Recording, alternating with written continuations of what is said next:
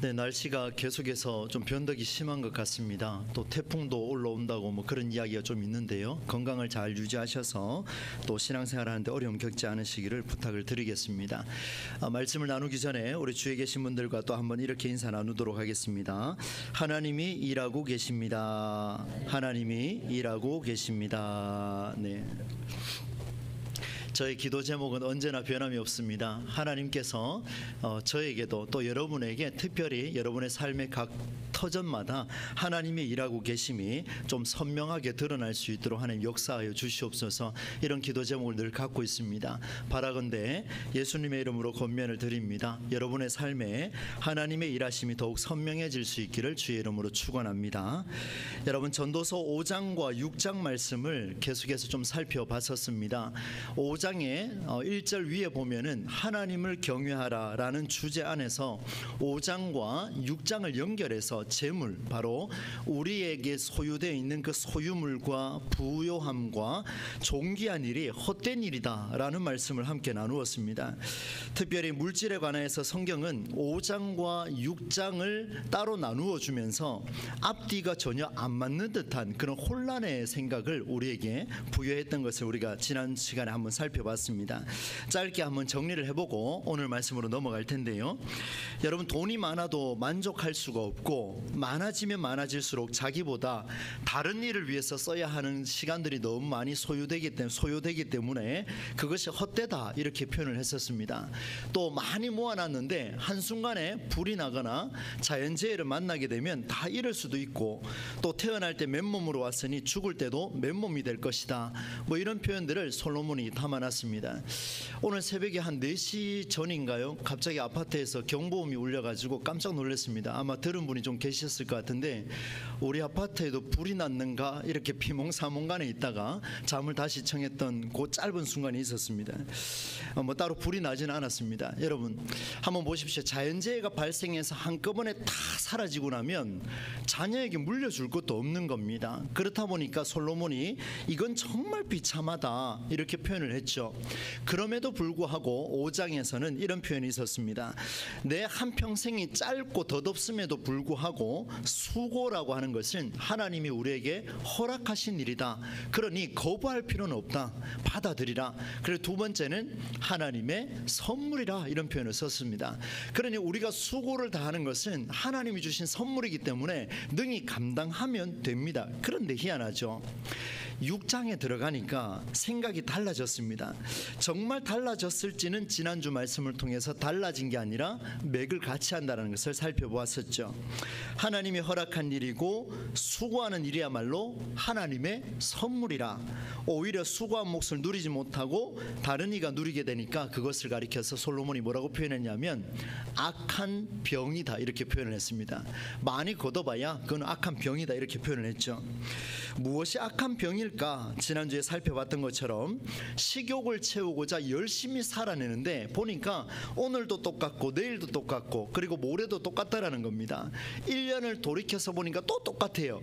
이게 365일 그리고 10년, 20년, 30년 일래도 거의 다람쥐 쳇바퀴 돌듯 똑같은 일상이 주어지더라는 겁니다. 그래서 사람들은 생각을 해요. 이렇게 식욕을 채우고자 땀을 흘리는 이 수고가 영원한 것처럼 그렇게 보이는 겁니다. 오늘만이 아니라 내일도 해야 되니까요. 그러니 오히려 일상 안에서 지쳐가는 이런 일들을 반복하다 보니까 솔로몬이 이렇게 표현을 했습니다. 낙태된 자가 훨씬 더 나을 거다 이렇게 표현을 했죠. 그런데 여러분, 진짜 영원한 일은 따로 있었습니다. 진짜 영원한 일은 오래전에 생긴 일이었죠. 창세 전부터 창세 시대에 이르면서 지금까지 하나님께서는 하나님의 위대하심에 논쟁할 수 없다라고 이야기하셨는데, 그 이유가 뭐냐면 하나님께서 수고하여 먹고 마실 기회를 주셨고 그것이 하나님의 선물이라는 것은 이미 창세기부터 말씀하셨다는 겁니다. 그러니 당연히 그 메시지가 영원한 것이지 너희들이 수고해서 먹을 것을 얻는 게 그게 전부가 아니더라는 것을 하나님 말씀해 주셨습니다. 여러분, 어느 각도로 보느냐에 따라서 우리의 인생은 확연하게 달라집니다. 여러분, 오늘 이 말씀을 통하여서, 지난주 살펴본 이 말씀을 통하여서 우리의 인생은 다람쥐 쳇바퀴 돌듯 오늘도 고생하고 수고하고 내일도 수고하고 아이고 지긋지긋하다 이런 게 아니라 수고한 것이 하나님의 허락하심이요 이것은 하나님의 선물이기 때문에 나는 내일도 가서 일을 하노라, 나는 모레도 가서 돈을 벌겠노라, 이런 마인드를 가지신다면 하나님이 주시는 그 선물의 역사가 우리 안에 일하심으로 나타나게 될 줄로 믿습니다. 여러분 이걸 잘 한번 기억을 해보시고 이제 오늘 말씀으로 넘어가겠습니다. 전도서를 묵상하는 깊이가 이제 조금 더 달라질 것 같습니다. 저는 7장을 읽으면서 이번 주, 다음 주, 또 그 다음 주 이렇게 말씀을 쭉 준비를 하면서 여러 가지 생각이 참 많이 들었습니다. 오늘 이 7장 말씀은요, 제목을 보시면 여러분 아시겠습니다만은 지혜자와 우매한 자, 양극단을 이렇게 다루고 있습니다. 전도서는 앞부분에서도 극단을 다루었죠. 지혜자는 무엇이며 우매한 자, 바로 어리석은 자가 무엇이냐라는 것을 말씀을 통해서 보여줍니다.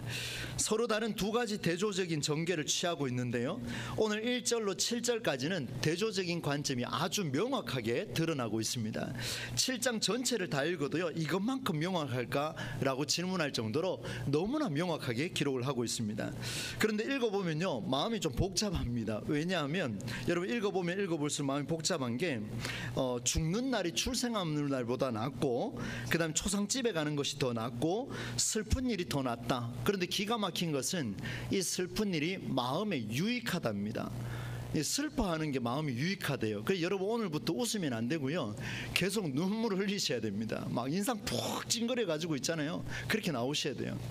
제가 새벽에 나올 때마다 참 이렇게, 저도 아직 젊은가요? 좀 피곤하긴 해요. 그런데 하나님 의지하고 제가 일어나서 나오면 또 개운하거든요.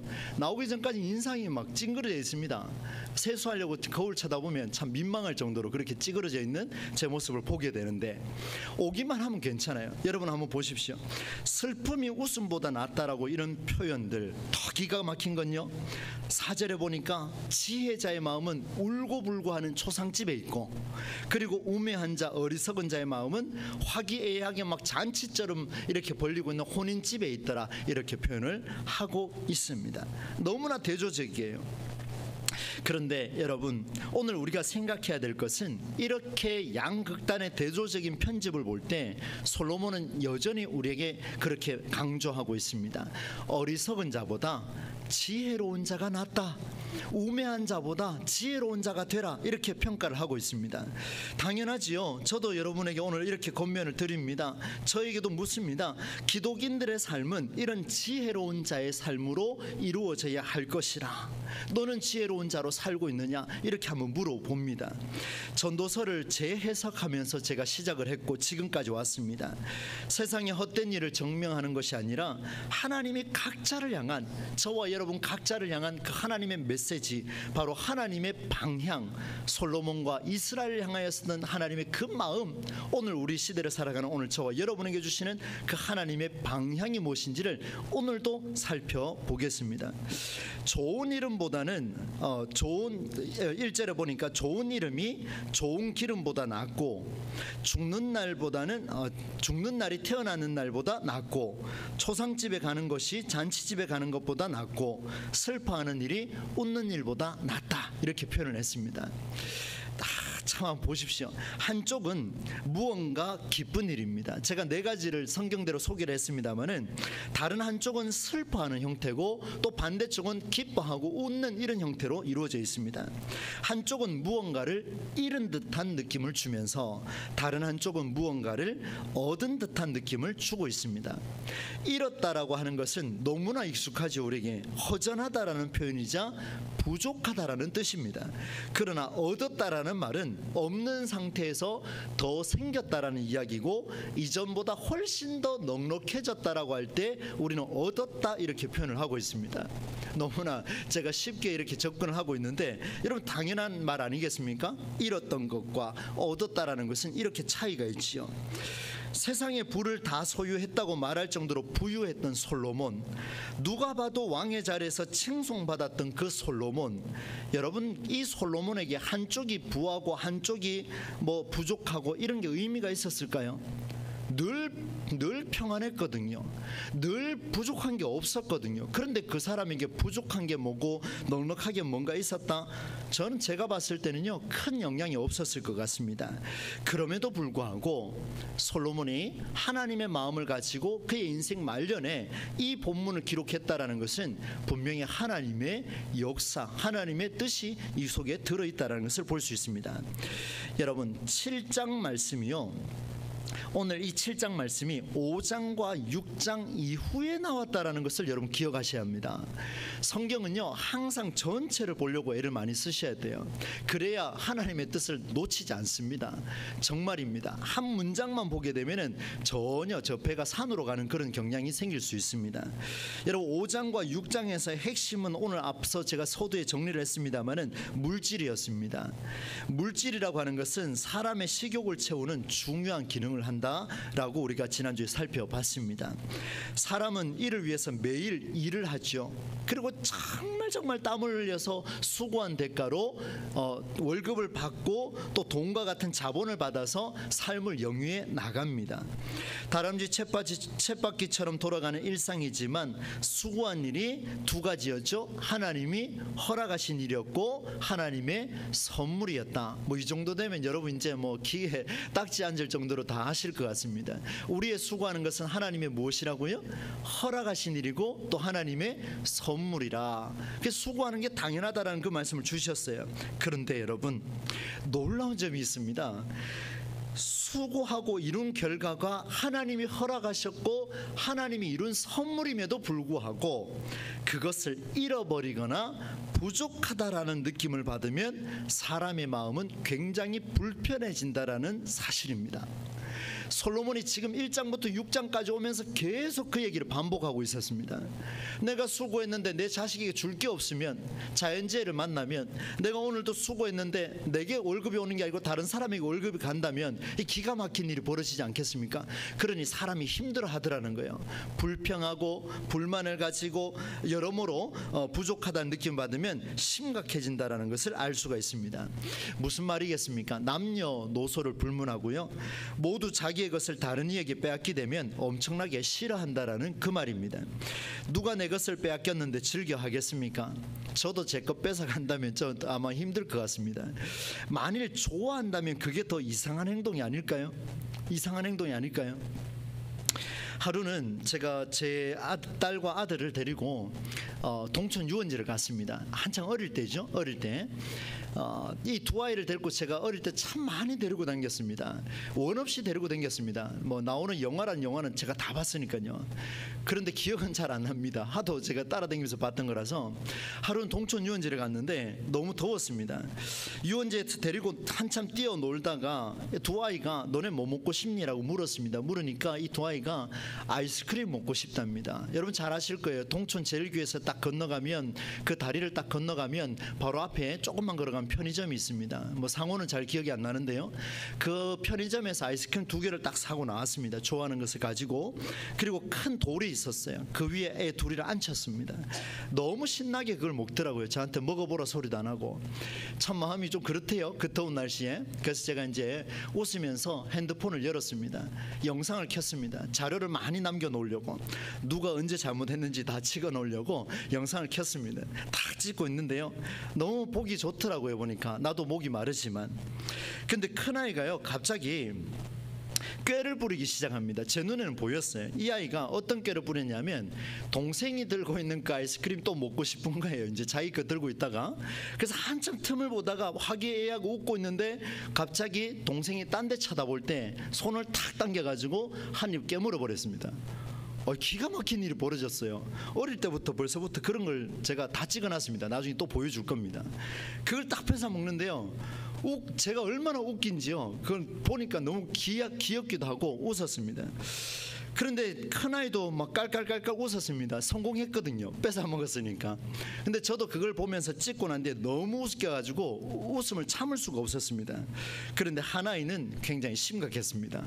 둘째는 울고 불고 난리 났습니다. 그 영상을 제가 갖고 있는데 한 번씩 제가 이제 마음이 좀 허전하고 이럴 때마다 그 영상을 한 번씩 봅니다. 그럼 그때 추억을 떠올리면서 아, 이런 때도 있었구나 이렇게 생각을 해요. 여러분, 둘째 아이가 울고 있는 모습이 우리에게는 귀여웠지만 그 아이는 굉장히 심각했습니다. 왜냐하면 아빠한테 얻었던 그 유일한 아이스크림 한 개를 누구한테 뺏겼습니까? 여러분, 다른 사람한테 뺏겼으면 덜 기분 나쁘죠. 혈육한테 뺏겼어요. 어릴 때부터 이렇게 뺏겼으니까 자라나고 나는데 혈육한테 재산을 뺏기면 어떻게 되겠습니까? 기가 막히죠. 예? 더 이상 얘기를 하지 않겠습니다. 저희 집은 그런 집이 되지 않기를 바라기 때문에. 이런 일이 벌어지는 거예요. 제가 이제 한번 여러분 웃으시라고 이런 말씀을 좀 드렸습니다만은, 내 소유가 확실한 부분을 다른 이가 건드리면 화가 납니다. 그게 혈육이라면 더 짜증납니다. 채워진 것을 빼앗기게 되면 잃어버린 상태가 되기 때문에 불편한 것은 사실입니다. 여러분, 웃음보다는 슬픔이 좋다라고 성경 기록하고 있죠. 잔치집에 가는 것보다는 오히려 초상집에 가는 일이 잃어버린 상태와 다름이 없을 텐데 잃어버렸잖아요. 사람이 죽었잖아요. 슬프다고 이야기하는 것은 내가 소유에 뭔가가 문제가 생겼다라는 그 이야기입니다. 초상집에 가라고 해서 어쩌면 죽는 날이 태어난 날보다 낫다고 해서 뭐 비관적으로 살아라, 염세적으로 살아라, 그런 걸 말하는 게 아닙니다. 웃는 일보다 슬픔에 젖어 있는 일은 그러한 삶이 고난이라는 것을 보여주는 거죠. 슬픈 일은 그 충격이 큽니다. 잔치집보다 초상집이 더 아픈 것은 당연한 일이죠. 왜 그렇습니까? 사람이 죽었으니까요. 웃을 수가 없습니다. 이것들은 모두가 잃어버린 상태입니다. 여러분, 제가 이 문장을 여러분에게 말씀을 드렸잖아요. 한번 잘 기억해 보십시오. 잃어버린 상태가 가장 지혜롭다라고 오늘 성경을 이야기를 하고 있습니다. 사람을 잃었어요. 물질을 잃었습니다. 그리고 모든 것을 잃고 나니까 슬퍼지기 시작했어요. 다 잃어버렸습니다. 그래서 여러분, 오늘 제가 이 본문을 해석하기 위해서 여러분과 제가 이런 이야기를 좀 나누려고 합니다. 여러분, 수학 연산으로 하자면요, 우리에게 참 잘 알려져 있는 거죠. 덧셈과 뺄셈 중에 오늘 이것들을 모두 잃어버린 상태를 덧셈과 뺄셈 중에 한번 표현하자 그러면 여러분, 어느 쪽일 것 같습니까? 덧셈일 것 같습니까? 뺄셈일 것 같습니까? 너무 쉬워서 답변하기가 좀 그렇지요, 그죠? 뺄셈이죠. 빠져나가 버렸잖아요.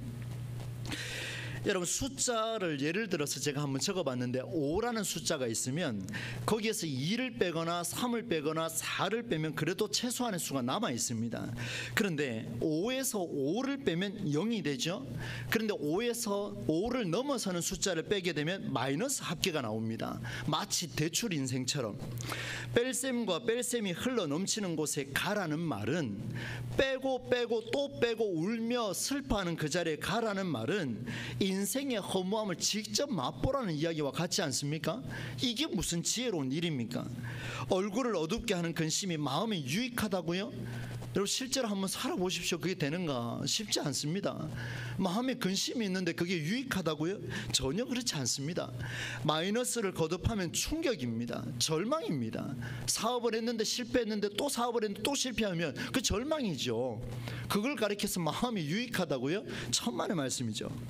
한편 좋은 이름과 태어나는 날과 또 잔치집에 가는 일은요, 수학 연산으로 했을 때는 뺄셈이 아니라 덧셈입니다.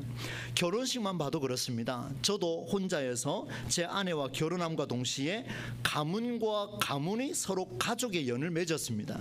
그리고 때를 따라 도우시는 하나님의 은혜로 시은이와 은우의 태의 열매를 맺게 되고, 출산하고 난 뒤에 보니까 저 혼자 있다가 이제 몇 명이 됐냐면 4명이 되었습니다.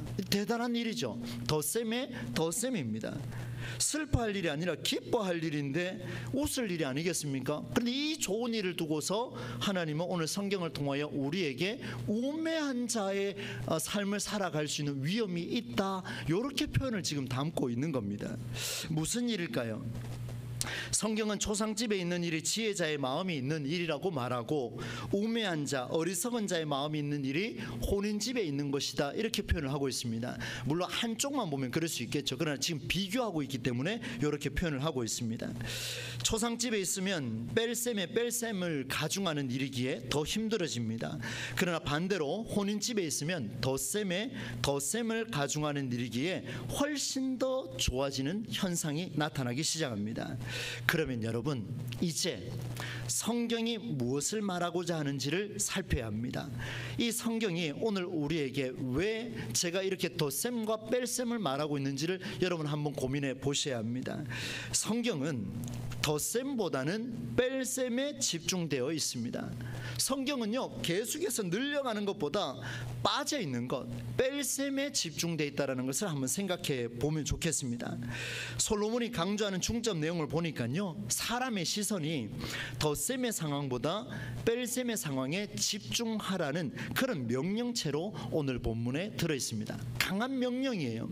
요렇게 하면 됩니다, 해줄 수 있겠습니까? 라고 물어보는 게 아니고요, 강한 명령체로 이렇게 선포해 버렸습니다.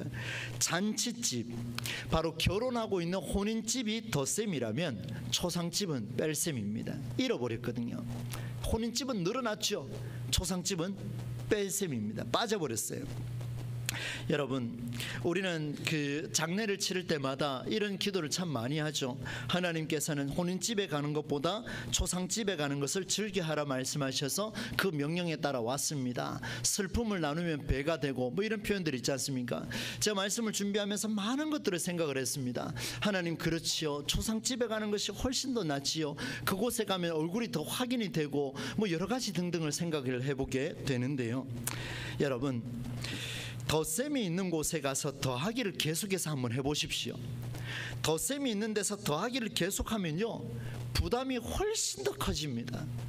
오늘날 젊은이들이 자녀를 출산하지 않으려고 애쓰는 것도 다 이런 원리입니다. 하나가 있으면 힘들어집니다. 혼자 있다가 결혼하면 더 힘들어집니다. 가문과 가문이 만나면 스트레스가 더 가중됩니다. 하나를 놓을 때하고 둘을 낳을 때하고 셋을 낳을 때하고 넷을 낳을 때는 그거 비교는요, 비교할 수 없을 정도로 굉장히 힘듭니다. 너무 힘든 거예요. 여러분, 남성보다도 출산하는 여성은 더 오죽하겠습니까? 덧셈이 있는 곳에 가서 더하기를 계속하라, 부담이 훨씬 더 커집니다. 더하기가 많은 자리에 가면은요, 더하는 일이 사실은 크게 드러나지가 않습니다. 처음에 한 아이를 낳았을 때 얼마나 좋습니까? 둘 낳고 셋 낳고 넷 낳고 다섯 낳고 여섯 낳고, 오늘 지금은 그런 사람 잘 없습니다만은 계속해서 늘어나기 시작하면요, 그때는 이게 익숙해지기 시작합니다.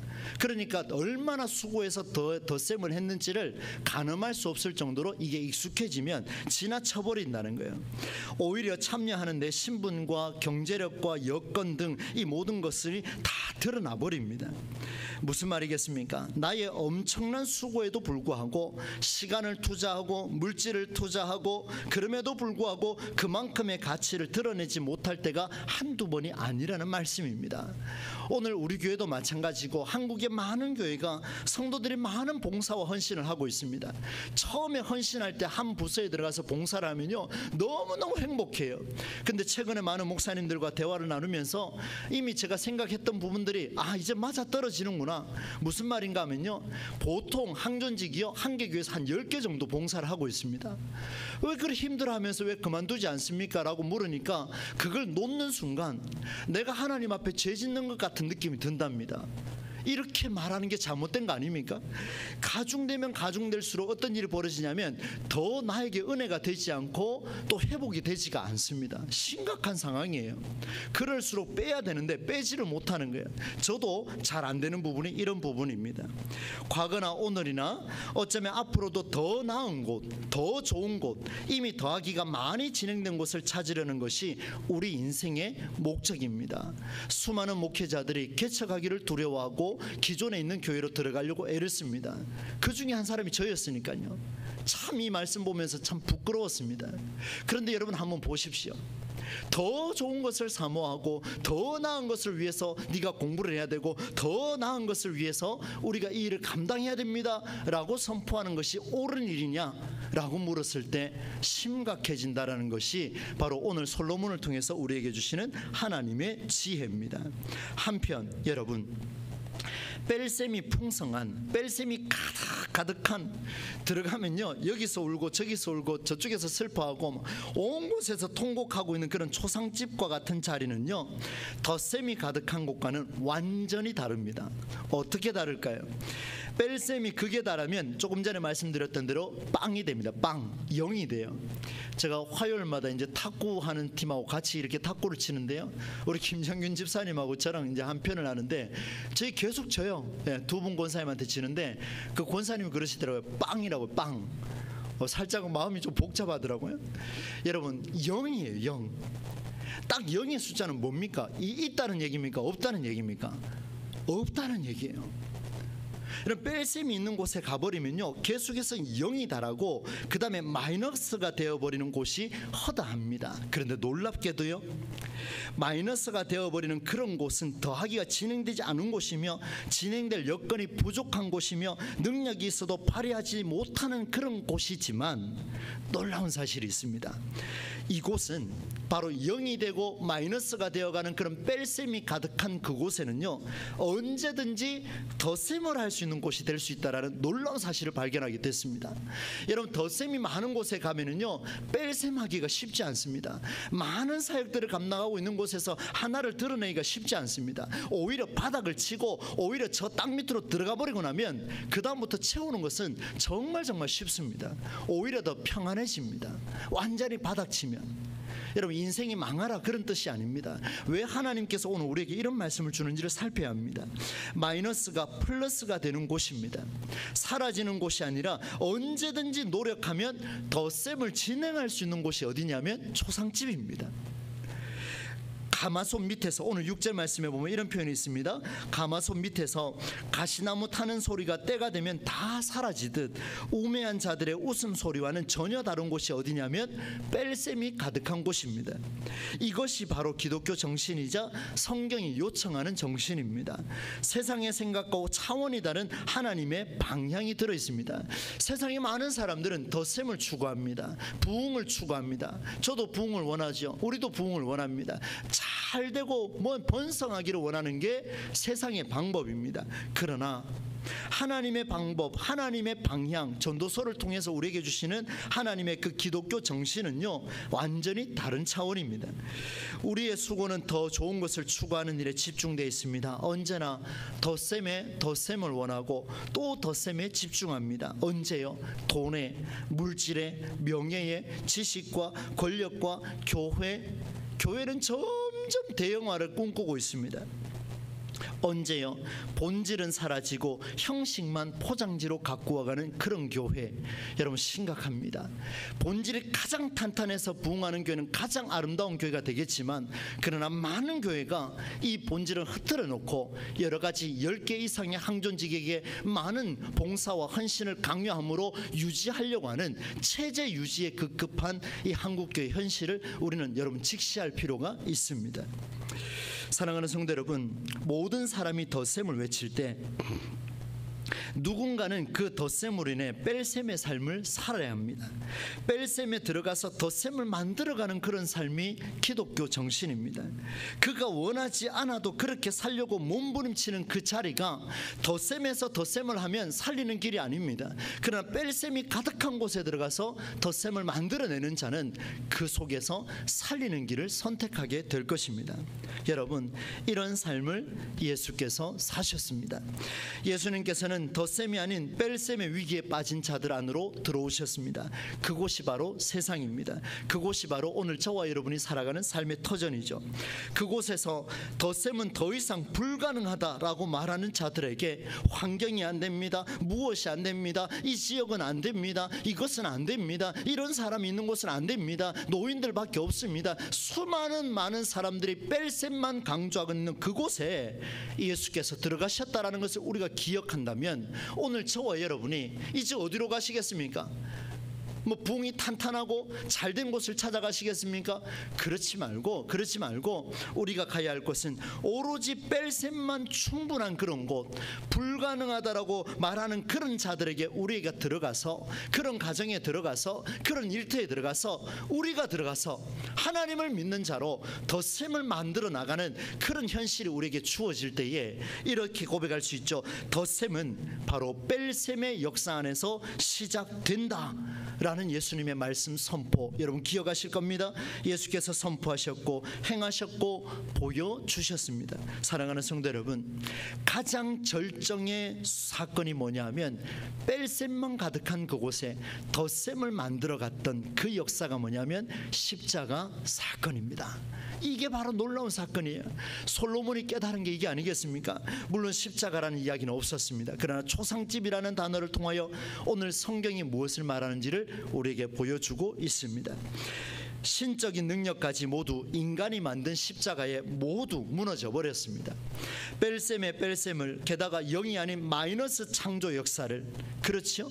하나님이 이 창조를 멋지게 만들어내셨는데 인간으로 하여금 모두가 불가능하다라고 이야기하며 완전히 0이 아닌 마이너스 창조 역사라고 선언해버린 이 땅에 예수께서는 직접 오셔서 죽었다가 다시 새롭게 부활하심으로 아하, 뺄셈이 가득해도 덧셈을 살아낼 수 있겠구나라는 것을 우리에게 보여주셨습니다. 여러분, 많은 기도 제목이 있으시죠? 잘 알고 있습니다. 저도 그런 기도 제목 갖고 있습니다. 우리의 기도 제목들은 수많은 뺄셈 속에 들어 있습니다. 오늘 많은 걸 잃었습니다. 내일 또 잃었습니다. 하나님 더 이상 채워주실 길이 보이지가 않습니다. 그러나 하나님은 그렇게 원망하라 말하지 않았습니다. 그 뺄셈이 가득한 곳에 너는 다시 혼인집을 찾고 있느냐? 너는 다시 웃을 일만 생각하고 있느냐? 여러분, 하나님의 음성에 귀를 기울이시기를 바랍니다. 하나님은 웃는 일보다 오히려 슬퍼하는 것이 네 마음에 유익하다, 이런 말씀을 주셨습니다. 사랑하는 성도 여러분, 오늘 우리에게 주시는 하나님의 간절한 음성입니다. 죽었다가 다시 새롭게 부활하심으로 덧셈이 살아난다라는 것을 보여주셨습니다. 말씀을 맺으려 합니다. 오늘 우리는 인류 역사상 어느 시대보다 살아가기 좋은 조건 가운데 살아가고 있습니다. 참 행복하지요. 저도 믿음의 우리 목회자 선배님들에 비하면 전 참 행복한 목회, 그런 삶의 현장 속에 저는 감당하고 있습니다. 너무 좋은 조건이에요. 물론 솔로몬 시대도 최고의 부를 누린 시대였습니다. 많은 목회자와 많은 교회와 많은 성도들이 덧셈 위에 덧셈, 삼박자복을 추구하며 그렇게 살아왔던 그 시대 속에 놀랍게도 오늘 성경은 7절에 뭐라고 이야기하냐면 온갖 탐욕으로 지혜를 수단으로 삼았으며 뇌물까지 사용하여 덧셈을 추구했으며 오늘날도 그렇게 살아가고 있다. 솔로몬의 그 간절한 심정이 오늘 성경에 기록되고 있습니다. 여러분은 탐욕을 추구하십니까? 뇌물까지 사용하며 덧셈을 추구하고 계십니까? 아니면 뺄셈이 가득한 그 세상 속에 들어가 다시 한번 더하기를 만들어 가려고 여러분 투자를 하고 계십니까? 이럴 때일수록 기독 정신을 살아가는 우리는 세상을 대하는 자세를 달리 해야 하겠습니다. 덧셈 위에 덧셈이 아니라 이제는 다 빠져버린 그 밑빠진 독에 물 붓는 그 심경으로 뺄셈에 뺄셈을 거듭하며 0이나 마이너스가 된 그곳에 다시 저와 여러분이 덧셈이 가능하다, 이 세상은 불가능하다, 이 교회가 가능할 수 있겠느냐, 누군가가 말할 때 아니다, 우리는 덧셈을 하면 된다. 하나님께서 초상집에 가라 했다. 덧셈이 아니라 뺄셈 속에 들어가서 덧셈을 만들어내는 그런 가능성을 보여주는 기독인의 삶을 우리가 한번 살아보자. 여러분, 우리의 입술로 그런 고백을 좀 나누면 좋겠습니다. 여러분은 가정에 기도 제목이 있습니까? 그러면 부부가 만나서 그런 대화를 좀 나누면 좋겠습니다. 우리는 형편이 이래서 안 돼, 아니다, 괜찮아, 오늘 뺄셈이 천지지만 당신과 나가 함께 이 자식을 위하여서, 이 가문을 위하여 우리가 덧셈을 한번 만들어 보자. 더하기 인생을 한번 살아보자. 더하기가 있을 때 더하기는 어렵지만 우리 괜찮다, 뺄셈이 가득하니 이제 더하기를 한번 실현해 보자. 이런 마음이 우리의 속에 있고 대화가 되면 좋겠습니다. 그때 우리는 그리스도인으로서의 가치 있는 삶을 살아낼 것입니다. 우리를 통해 세상이 가치 있는 삶이 무엇인지를 일상에서 마주하게 될 것입니다. 여러분의 직장에서, 특별히 우리 교회 공동체를 통하여 만나는 많은 사람들이 여러분의 그 가치 있는 삶을 통해 세상의 많은 사람들이 무엇이 가치 있는 삶인지를 경험하게 되는 놀라운 은혜가 나타나기를 간절히 간절히 소망합니다. 하나님 여러분 사용하실 거예요. 물론 저도 사용하실 겁니다. 하나님께서 우리를 사용하셔서 이것이 우리를 향한, 우리 교회를 향한 한국 교회의 그 많은 곳에 속에서 뺄셈 속에 그 위에 덧셈을 만들어가는 그 한국 교회 모델, 여러분 저는 아직도 그런 꿈은 계속 유지할 겁니다. 그 모델이 우리 동부제일교회가 될 수 있기를 주의 이름으로 간절히 축원합니다. 여러분 모두에게 이런 은혜가 나타나기를 주 예수 그리스도의 이름으로 다시 한번 축원합니다. 우리 찬송과 함께 191장 부르도록 하겠습니다. 191장입니다.